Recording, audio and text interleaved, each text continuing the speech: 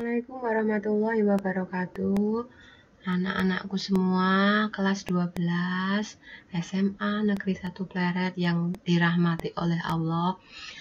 Alhamdulillahirabbil alamin.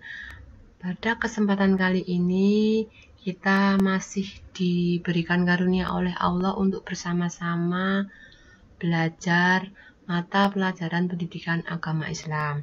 Minggu kemarin kita sudah membahas tentang pengertian pernikahan, hukum pernikahan, status pernikahan, rukun pernikahan, syarat sah nikah, tujuan dan fungsi pernikahan.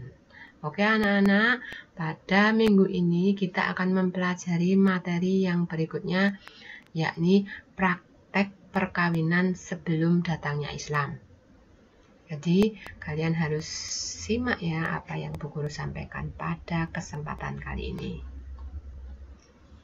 Bentuk perkawinan pada masa pra-Islam.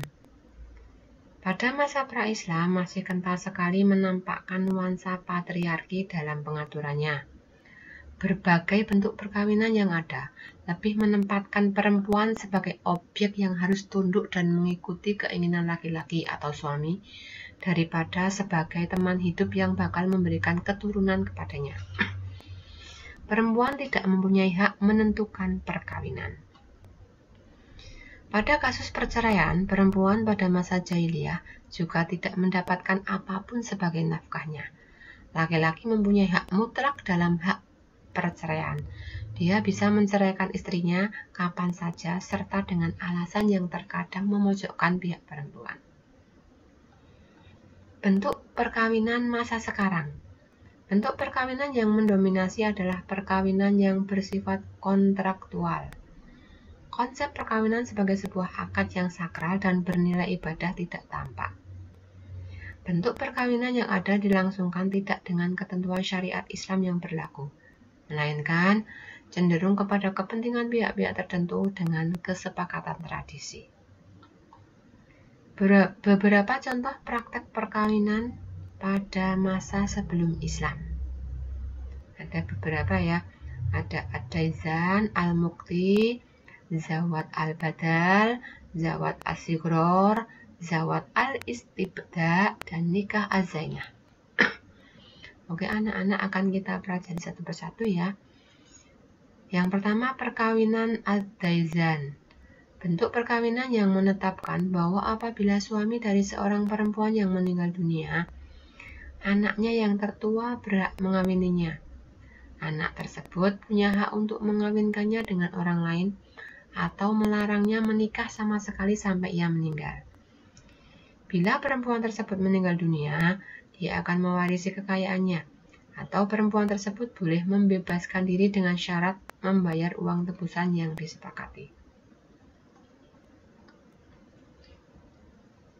Yang selanjutnya, perkawinan al-mukti, yaitu pernikahan yang dilakukan oleh seorang anak laki-laki dengan istri bapaknya atau ibu tiri setelah bapaknya meninggal atau setelah bercerai dengan bapaknya.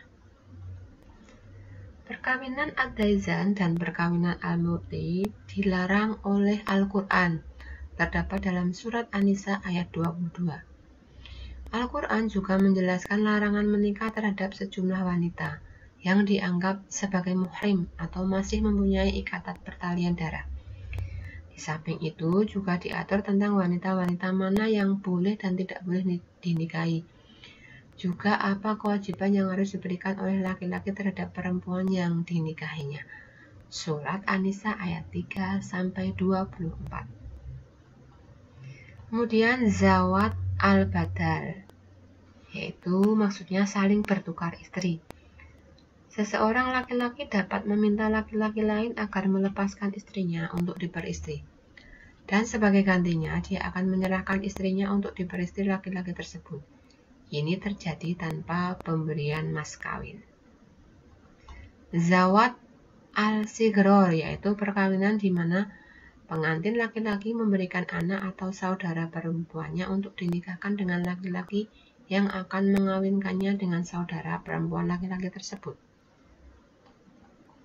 Zawat al-istibda, yaitu di mana seorang suami akan meminta istrinya untuk bersetubuh dengan laki-laki yang dianggap mempunyai kekuatan dan kelebihan, agar istrinya tersebut bisa hamil dan mengandung anaknya.